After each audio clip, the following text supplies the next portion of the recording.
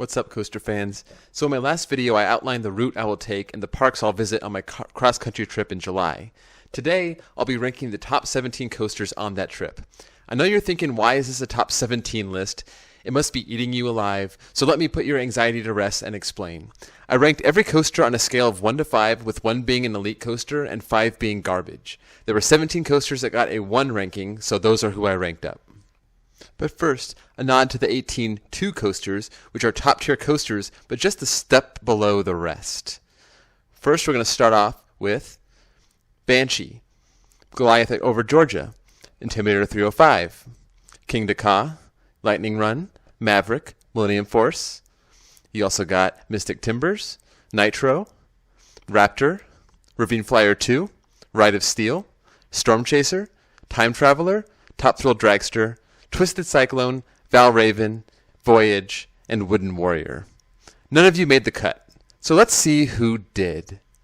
At number 17 is Outlaw Run at Silver Dollar City. I've never ridden this, but from the POVs it looks short and furious.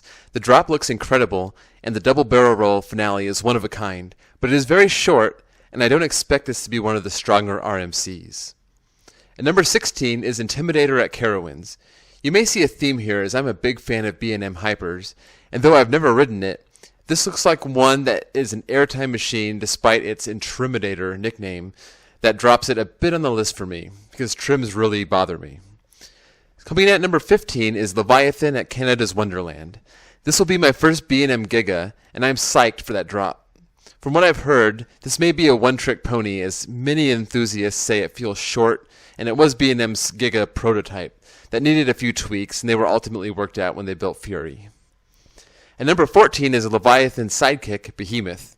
These monster B&Ms are quite the 1-2 punch for Canada's Wonderland. I've heard a lot of enthusiasts say that this is the best B&M Hyper, at least in North America, and it looks like an airtime hill after airtime hill, so hopefully it lives up to the hype.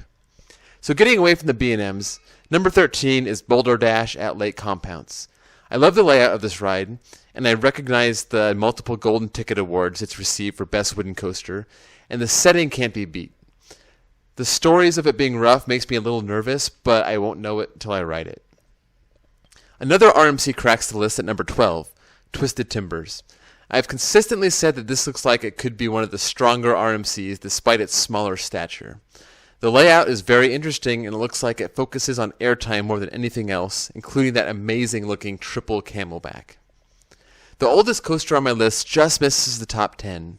So at number 11 is Phoenix at Knoebels. I can't wait to see if the airtime lives up to the hype and to see just how much I can fly with those buzz bars. My one concern is that the great airtime may be limited to just the end of the ride, but even if that's true, it'll still be up there on my list.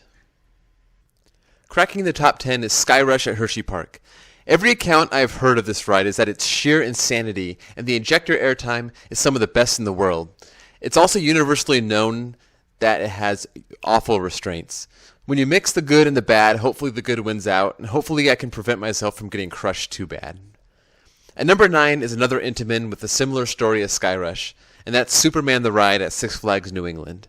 This is the first coaster on this list that I've actually ridden, and this may have my all-time favorite layout of any coaster, but the restraints and the staple-prone ride-ops really dropped this ride on my list. It's hard to ignore how brilliant this coaster is, but it'd be much better with better lap bars. Another hyper comes in at number 8. This is Phantom's Revenge at Kennywood. I always thought this ride looked good, but some more recent accounts I've heard, especially from Coaster Kids, has elevated my expectations for this ride and just how good the airtime could be. So yes, another hyper at my number 7 is Apollo's Chariot at Busch Gardens Williamsburg. Some people think I'm overrating this, and I probably am, but this is my first B&M hyper and my current number 7 overall coaster, so I'm excited to get back on it and reevaluate just how good it really is. I swear this is the last B&M hyper on the list. Number 6 is Diamondback at Kings Island. This is my current favorite pure steel coaster. The drop, the floater air, the length, the splashdown, this coaster has it all. I marathoned this 2 years ago and quickly realized that it had separated itself from the other hypers I'd ridden, and it's currently my number 5 overall coaster. So cracking the top 5 on this list is Lightning Rod at Dollywood.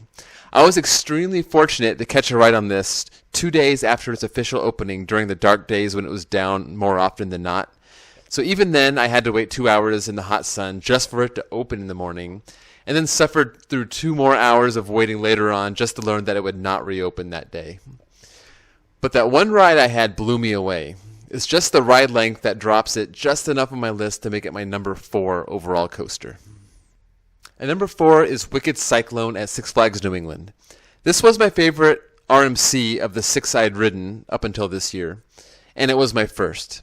I rode this 11 times shortly after it opened, and I have not found an RMC that tops it until 2018. Despite its short height, it packs a great inversions, ejector airtime into a long ride duration that leaves you completely satisfied by the time you hit the final brakes. Coming in at number 3 is Fury 325 at Carowinds. If you watch my bucket list video, you know I rank this at the top of that list because I can't wait to see what this ride delivers. The POV does not make it look like the best coaster in the world, but so many enthusiasts claim it is. I think it will rank high on my final list one way or the other, I'm just not sure how high. It hurts me to say it, but number 2 goes to El Toro. This has been my number 1 coaster for the last 10 years, and nothing else has even come close to topping it. It has my favorite drop of all time. My second favorite moment on any coaster are those 2 camelbacks, which provide such strong, prolonged ejector air that it practically undresses you. Not to mention the crazy cutbacks and the rolling thunder hill. This could still be my number 1 when the summer's over, but as of right now I'm putting it at number 2. Because finally, my number 1 coaster on this trip is Steel Vengeance. I got to ride this on May 5th and 6th, and it blew me away, even better than advertised. It has my new favorite element on any coaster, those outward banked airtime hills. This coaster has height, length, speed, airtime, inversions, head choppers, you name it, Steel Vengeance got it. And it's the perfect coaster, and that's why it's the best coaster on this trip. So that's it. There are 207 coasters on the trip, and these make up the top 8% of what I'm going to get on. So let me know what you think of the list in the comments below. Like this video, subscribe to my channel, and I'll see you guys all next time.